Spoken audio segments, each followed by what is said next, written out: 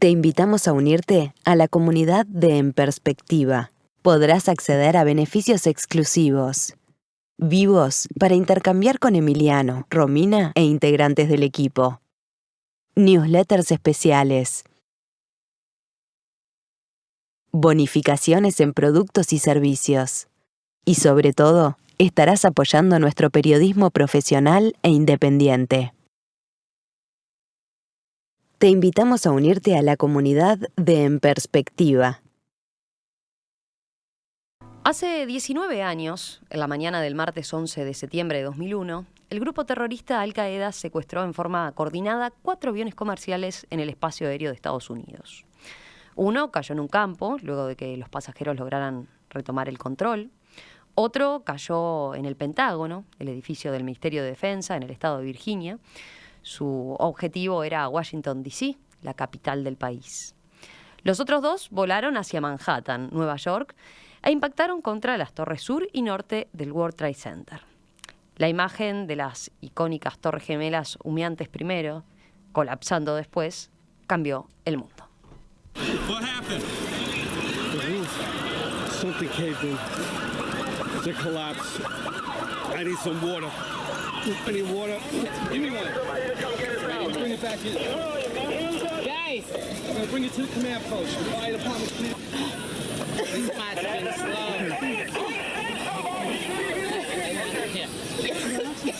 Slow breaths. Take a couple of slow breaths.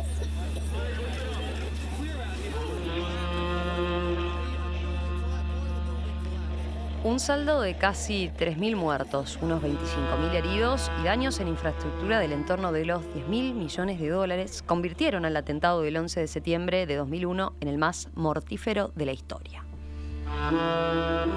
Sus consecuencias se sienten hasta hoy, pues desencadenó al menos 2 guerras y una estrategia global, la llamada Guerra contra el Terror, que en cierta forma continúa hasta hoy con el Estado Islámico como la última gran amenaza.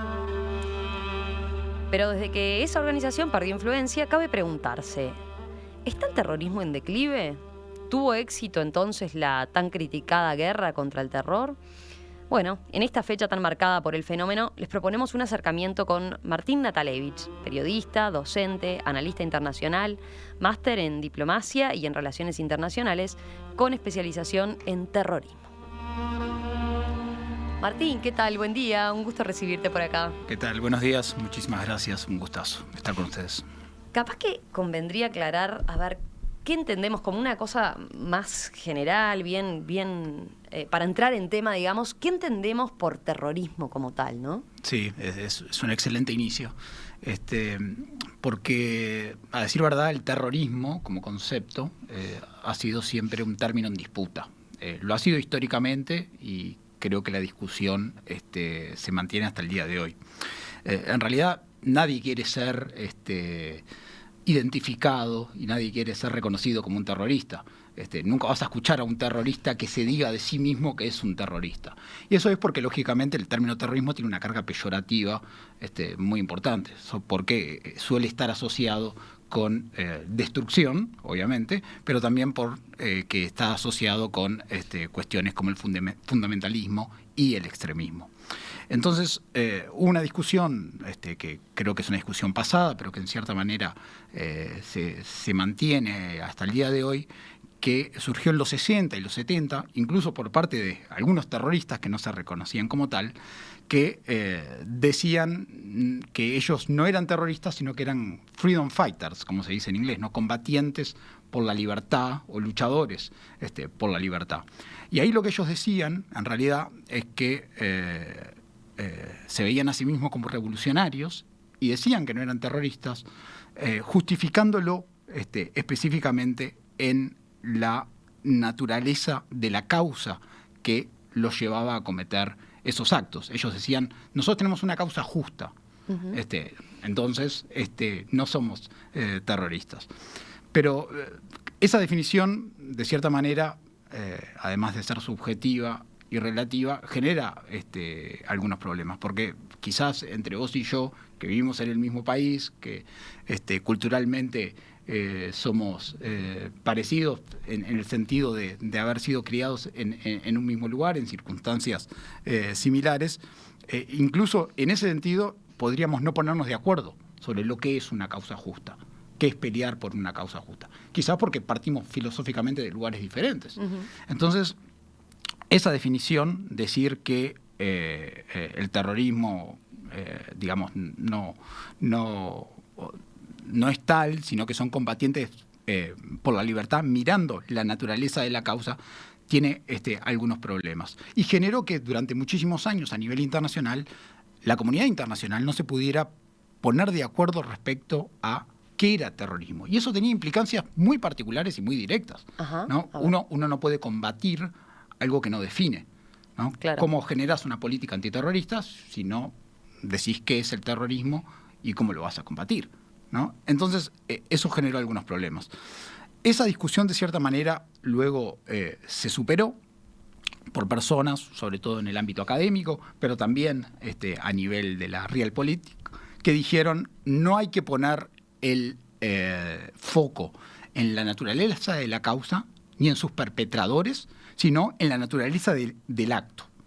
Y esto significa definir a el terrorismo según algunas variables que puedan resultar más objetivas. O sea, objetivizar Bien, claro, el acto, poner el foco ahí. Y en ese sentido, lo que deberíamos decir es que el terrorismo es un concepto político, es un acto político, que generalmente busca poder, y busca poder para intentar cambiar las sociedades. O sea, lo que hace es utilizar la violencia, legitimar el uso de la violencia, justamente como un método para cambiar el status quo. Y muchos acuden justamente a ese método, a esa estrategia, porque entienden que no hay otra forma de hacerlo.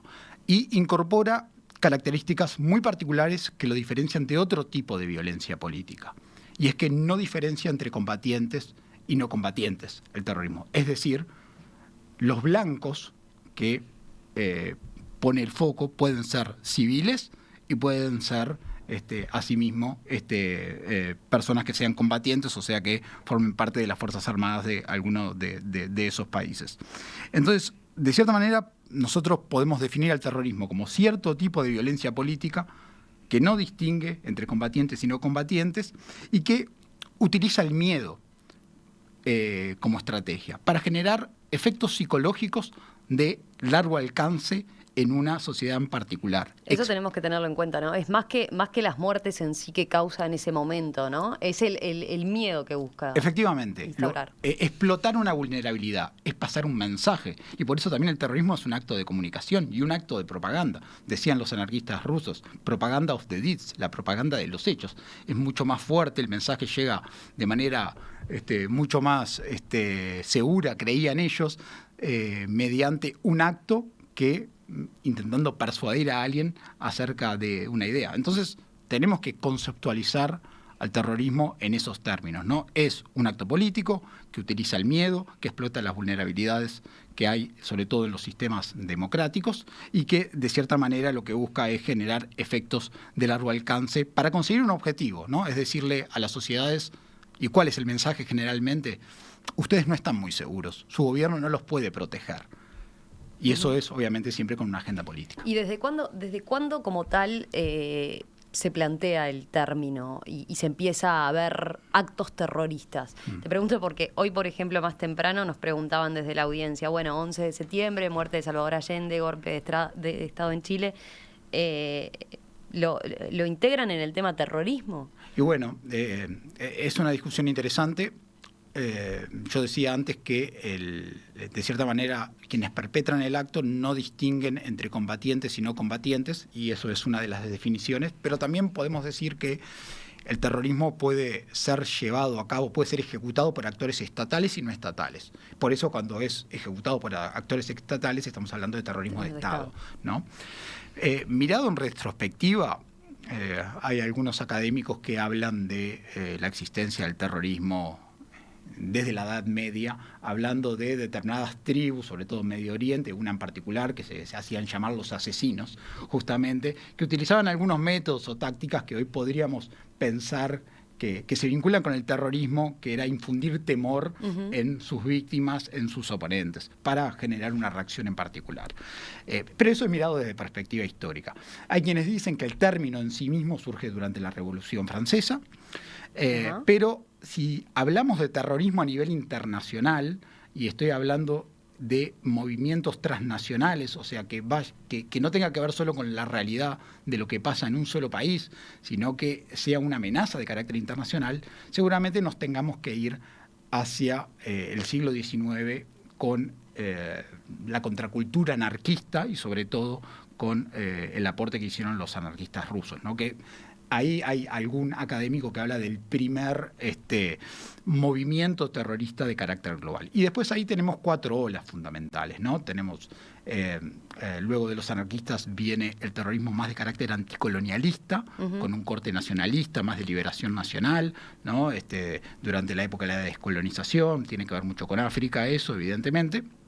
Y con otros lugares también. En realidad hay terrorismo nacionalista en España, ETA, o en Irlanda, claro. IRA, pero tiene una lógica de liberación nacional, si se quiere, y ahí es donde se mezcla un poco la discusión con guerrilla o revolucionario, ¿no? Que yo hacía referencia al inicio.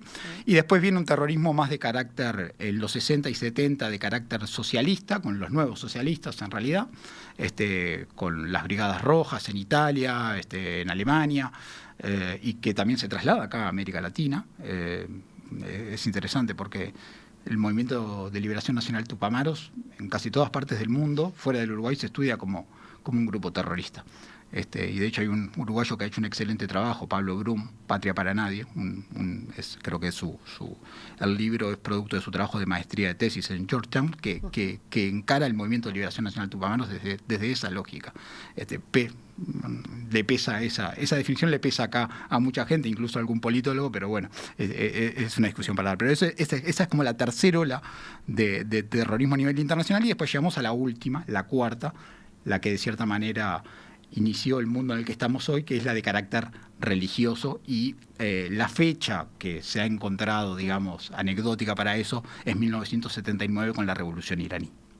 Bien, ahí tenemos entonces esa perspectiva histórica. Si vamos más en el tiempo, a ver, ¿qué decíamos? Bueno, la fecha como tal nos hace pensar en lo que significó, ¿no? El 11S. Si bien entonces esa última ola es del 79, digamos, uno tiende a pensar que el cambio más fuerte quizás, o también puede ser por un problema de perspectiva histórica justamente, se dio con los atentados del 11S, ¿no? Sí. Eso, para vos, de alguna manera, es efectivamente, yo lo decía en la introducción, un poco desde el punto de vista de heridos y de daños que ocasionó, hasta desde el punto de vista económico, es de los atentados más grandes, atentados terroristas más grandes. Sin duda. Sin duda es el atentado más grande en Estados Unidos, realizado en territorio Estados Unidos, ¿no? Como atentado en sí mismo, y a nivel simbólico los americanos obviamente lo comparan con lo que fue Pearl Harbor, ¿no? Que es otra cosa diferente, pero a nivel simbólico se hace esa comparación.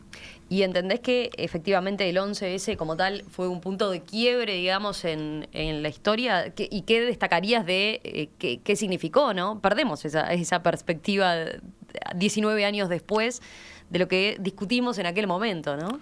Es como se terminó con la sensación esa de que Occidente estaba seguro.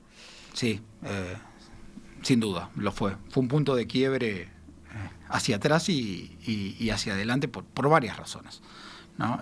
La primera, por lo que tú decías, por el impacto que generó, ¿no? Estamos hablando de más de 3.000 muertes en territorio estadounidense.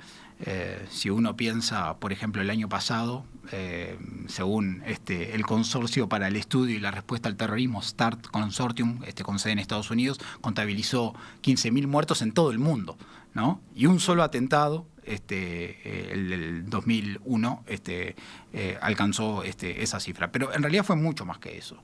Era la primera vez que se utilizaba un medio de transporte como un arma, algo que después se hizo bastante reiterativo. No es que fuera la primera vez que secuestraban aviones, había pasado bastante en realidad durante las décadas anteriores, sobre todo los movimientos algunos movimientos palestinos, algunos grupos palestinos habían hecho eso. Teníamos varios casos de secuestros de aviones, pero nunca se había utilizado, por ejemplo, un avión como un arma, que fue lo que terminó haciendo Al-Qaeda en ese momento. Yo creo que lo más indicativo de que lo cambió todo es que todos nos acordamos qué estábamos haciendo ese día. Hoy lo recordábamos con Emiliano y cada vez que es el aniversario no hay quien no se acuerde Exactamente. estaba mirando tal Todos cosa, sabemos. escuché y enseguida corría Y lo vimos en vivo. Y lo vimos en vivo. Lo vimos en vivo, ¿no? Y al principio en el primer choque pensamos un accidente, ¿no? Exacto. Y cuando se dio el segundo dijimos, no, eso viene en serio. Exacto. El segundo lo vimos todos en vivo, lo cual hablaba de un tipo de comunicación también, ¿no? Porque ese era el mensaje que se estaba pasando. Y cambió todo un poco cuando hacías la reseña histórica, la presentación al inicio, da cuenta de eso, porque la reacción que genera ese atentado en particular en los Estados Unidos, el cambio de política, también cambia al terrorismo en sí mismo.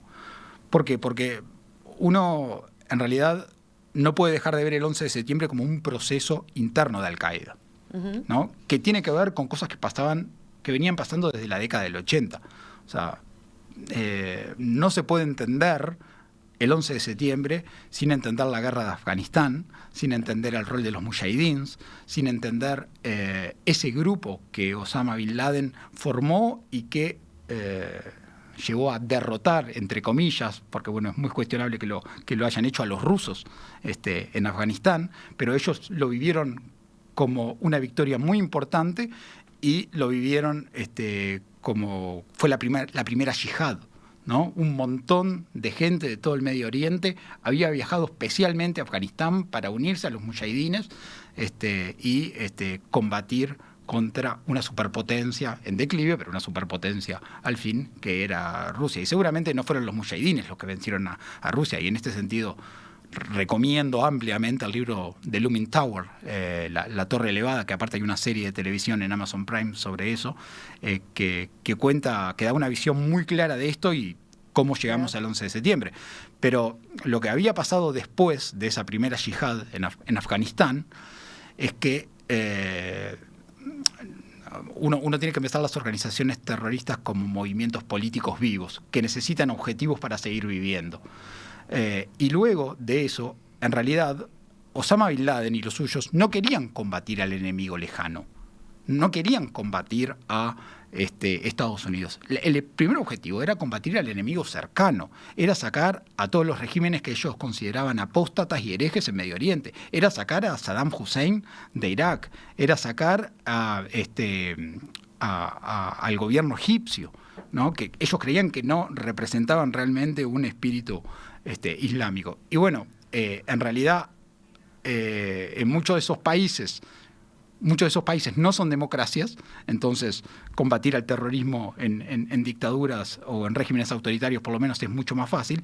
Y cuando todos esos luchadores combatientes que habían ido a Afganistán, esos mujahidines, vuelven a sus países, no los dejan libres, son encarcelados o tienen que ir al exilio, tienen que ir a Europa, o incluso tienen que ir a los Estados Unidos. Al-Qaeda entonces tenía que seguir viva como organización y cambia el objetivo estratégico y dicen: no puedo con el enemigo cercano, no puedo con los dictadores que hay en mi región, voy, para seguir viviendo, para seguir teniendo sentido como organización, voy a poner el foco en los Estados Unidos. Y bueno, ellos tenían un montón de justificaciones o argumentos que creían necesarios para eso.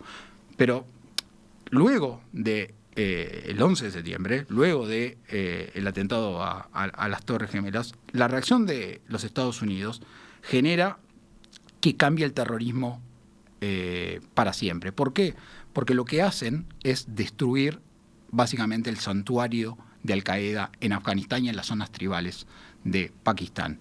Y eso, en realidad, cambia el sentido de la yihad y vamos a lo que un autor norteamericano llama leaderless jihad, o sea, jihad sin líder. Ya Al-Qaeda no era un movimiento totalmente estructurado, Ajá. ¿no? Como un ejército jerárquico donde entrar ahí no lo podía hacer cualquiera, sino que había que reunir determinadas credenciales, etcétera, y había que ir a los campos de entrenamiento. La destrucción de todo eso llevó a que cambiara la lógica y a que Osama Bin Laden y los suyos le dijeran a todos los musulmanes en todo el mundo el siguiente mensaje: tú, anónimo, que estás en tu casa, puedes combatir al enemigo desde adentro. Y eso obviamente nos planteó un nuevo escenario global. ¿Eso llevó a los lobos solitarios, por ejemplo? Sí, entre otras cosas, sí, llevó a que personas autorradicalizadas o radicalizadas a través de la web tomaran la decisión por sí mismos de actuar, muy sintiéndose que formaban parte de una comunidad global. Obviamente son personas que bueno, necesitan buscar una identidad, necesitan generalmente sentirse importantes, formar parte de algo, y ese mensaje y de cierta manera un mandato religioso falso en realidad, ¿no? Pero un mandato religioso que autorizaba a todos ellos a hacerlo, llevó a que sí existieran lobos solitarios. Tenemos en el último tiempo un montón de atentados terroristas vinculados a este origen que decís, ¿no? Estoy pensando, a ver, si uno recapitula y, bueno, dijimos el 11 de septiembre, después vino 11 de marzo de 2004 Madrid. Claro. Que ahí se vuelve a utilizar los trenes de cercanías. Bueno, en realidad son... También como transporte, ¿no? Exacto. Sí, en realidad son bombas en los trenes de cercanía, no se utiliza como instrumento, digamos. Como instrumento, pero lo dije porque originalmente los perpetradores de ese atentado pensaban utilizarlo. La idea era secuestrar esos trenes, no lo pudieron hacer finalmente. Tuvimos en el Reino Unido, ¿no? En julio del 2005 en Londres, después ya más más acá en el tiempo, bueno, los atentados contra Charlie Hebdo en Francia, en 2015, atentados en París, el atentado contra el Hotel Marriott en Islamabad, en Pakistán, en fin, a ver, todos estos han estado, pero ¿cuánto durante este tiempo, mientras que en Europa se volvió tan común? Tuvimos meses en los que, por aquel entonces, 2015, 2017, uno decía, bueno, otra vez se repite la historia, cada 3 meses teníamos un atentado que hacía realmente de vuelta, ¿no? Conmocionar al mundo entero, llevarse a cuestionar el tema de, bueno, no nos ganarán, qué política utilizar para muy difícil. combatir y poder evitar atentados como los que se dieron en estos países. Sin embargo, lo planteábamos ahora un poco en la introducción. Ahora vemos como una especie de parate. ¿Podemos decir eso? ¿O es que, bueno, hoy estamos mirando hacia otros lados, con otros temas arriba de la mesa a nivel global, como, bueno, la pandemia del COVID, que no nos hacen ver esto, o incluso puede tener algo que ver justamente con el hecho de que no se estén dando este tipo de cosas, ¿no? Sí. ¿Cómo lo ves vos? Creo que hay varias discusiones ahí. Una tiene que ver específicamente en cómo construimos en Occidente la agenda informativa, y bueno, qué ponderamos más. En tu relato que recién hacías, salvo creo que el caso de Islamabad, nombrabas atentados perpetrados en Occidente, específicamente, que por cuestiones lógicas, naturales, son los que más nos llegan más y nos llaman la atención, porque evidentemente para un uruguayo, por ejemplo, la posibilidad de estar paseando en París de vacaciones, ¿no? Si tiene esa posibilidad de hacerlo y sufrir un atentado, es más cercana que estar en Islamabad o en cualquier otra ciudad. Pero lo cierto es que tanto a nivel cuantitativo como cualitativo, es muy difícil pensar en que el terrorismo vaya a desaparecer, por decirlo de alguna manera, ¿no? De hecho, es algo con lo que conviven hace 200 años las sociedades, y yo creo que lo seguirán haciendo, y aquellas sociedades realmente abiertas y democráticas no tendrán otra otro remedio que convivir con él sin demasiadas soluciones a la vista, porque es un problema realmente complejo que tiene que ver con la cohesión o desconexión social, que tiene que ver con procesos culturales. El tema de cómo se instaló esa discusión concretamente con estos atentados en Europa, ¿no? En España, en París, con esa segunda o tercera ola de inmigrantes que no lograban adaptarse y que habían sido... Llevaban años ya, en muchos casos, ¿no? Viviendo en Francia, viviendo en España. La razón por la que alguien lleva a convertirse en un terrorista o a detonar una bomba o incluso a inmolarse en eso son muy complejas. O sea, los procesos de radicalización se estudian, intervienen diferentes variables. Hay variables que son estructurales, que tienen que ver con la percepción de injusticia, y hablo de percepción de injusticia porque puede ser objetiva y subjetiva, ¿no? Puede ser real, pero impacta de diferente manera. Tiene que ver con la forma en que absorbemos la ideología y la forma en que encuadramos el conocimiento, y tiene también que ver con la movilización y la socialización, ¿no? Con quién estamos en contacto. Entonces, digo, la formación de determinados clústeres o guetos en determinadas partes de Europa también claro. no favorece eso, pero sí, es una discusión bien compleja que va a seguir. Eso desde el punto de vista cualitativo, o sea, quiero decir, siguen habiendo razones para pensar de que el terrorismo tiene capacidad de éxito, ¿no? Siguen habiendo razones para pensar que organizaciones terroristas, como lo fue Al-Qaeda o como lo fue el Estado Islámico, pueden seguir persuadiendo, convenciendo a gente, o inspirando, más que persuadiendo y convenciendo, diría, inspirando a gente a que se acerque a ese tipo de cosas, porque en su vida hay algo que no funciona demasiado bien, o no se sienten satisfechos consigo mismos y tienen cierta necesidad de trascender. Pero desde el punto de vista cuantitativo también, si vemos los números de 2019, de ninguna manera podemos pensar de que es un fenómeno resuelto, ¿no? En 2019 hubo 8.500 atentados terroristas en todo el mundo, hubo 15.000 víctimas, según START Consortium de Estados Unidos. Obviamente son muchos menos que por ejemplo los que hubo en 2014, ¿no? Uh-huh. Cuando hablas de esa serie de atentados, ahí en realidad es un 50% menos, básicamente, los números.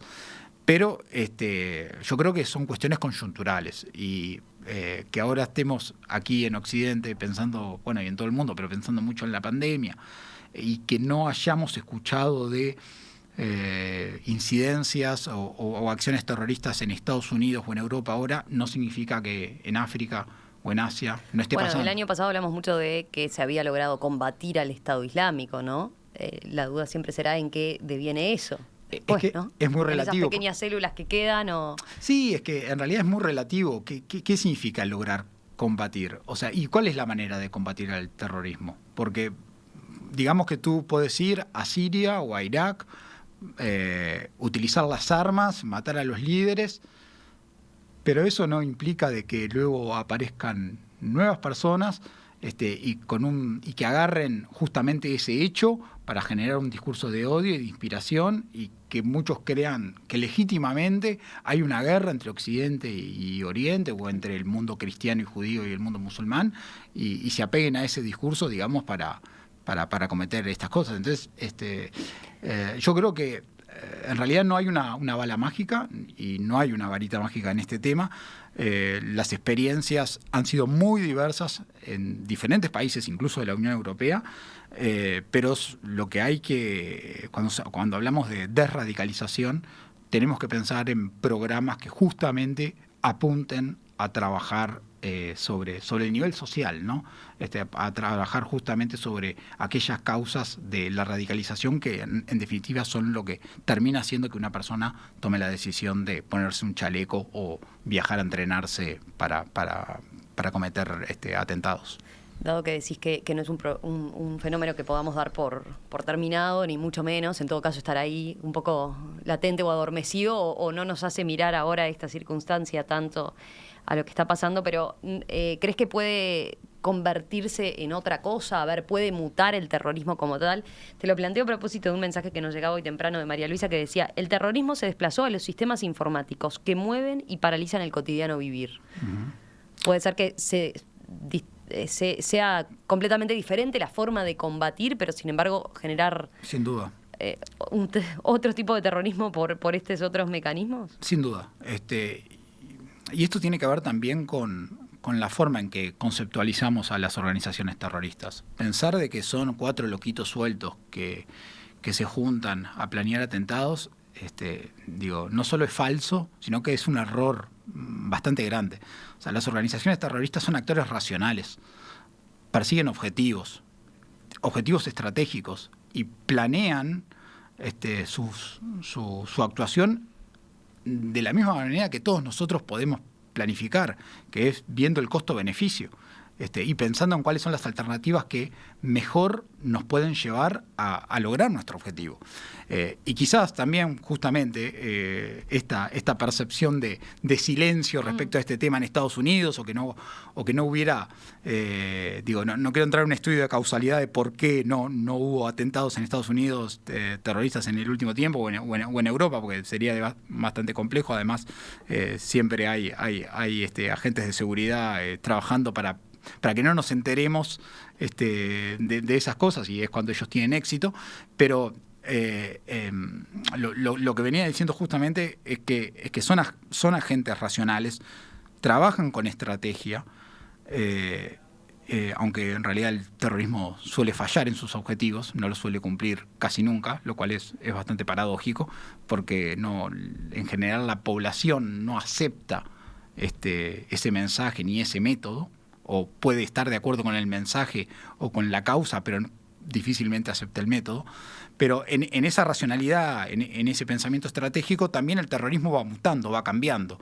Y para contestar la pregunta específicamente, uno ve a lo largo de la historia de que un efecto de onda, ¿no? El terrorismo busca un nuevo método para hacer daño, hasta que los gobiernos o los agentes de seguridad logran encontrar algo para disuadir o para contener, y ahí se mueven hacia otro lado.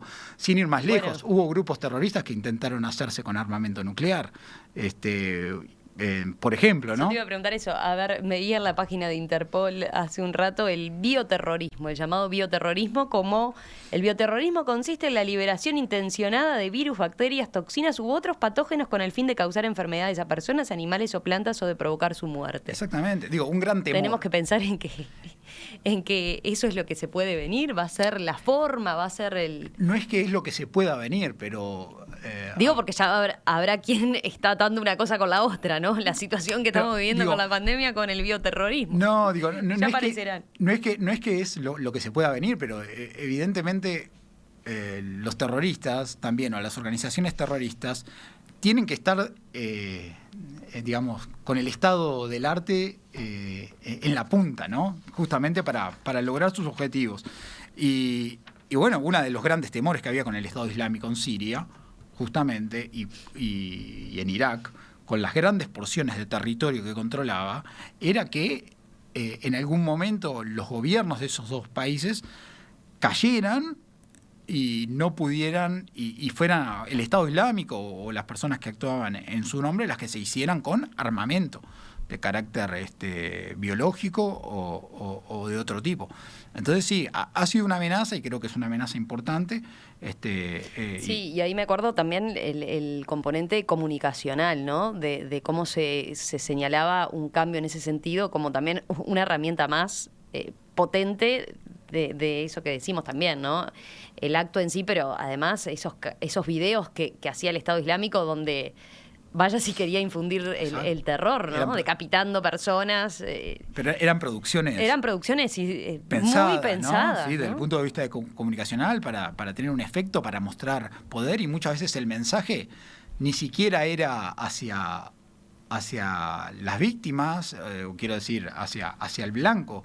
El mensaje muchas veces era interno, era una demostración de poder, ¿no? Porque de vuelta las organizaciones terroristas son, en el fondo, movimientos que tienen un objetivo político y que se mueven muchas veces con una lógica política de supervivencia, de poder interna, de liderazgos. Entonces, entender ese mundo también, de cierta manera, ayuda a ver por qué hacen eso, ¿no? Por qué muchas veces reivindican un atentado, cuando ellos dan mensajes, a qué públicos, a qué stakeholders, de cierta manera, le están hablando. Martín Natalevich, periodista, máster en Relaciones Internacionales con especialización en terrorismo, estudió su posgrado en el King's College de Londres. Gracias, Martín, un gusto tenerte por acá esta mañana. Gracias por compartir entonces todo este tema que tanto te apasiona y sobre el que tanto has estudiado en una fecha como esta. Volvemos a comunicarnos en cualquier momento porque por lo visto el tema sigue presente con otra intensidad, pero bueno, toda esta reflexión a la que llegamos nos lleva a pensar en que en cualquier momento quizás cuando gusten. De vuelta arriba de la mesa. Muchísimas Un abrazo. gracias por la invitación. Gracias.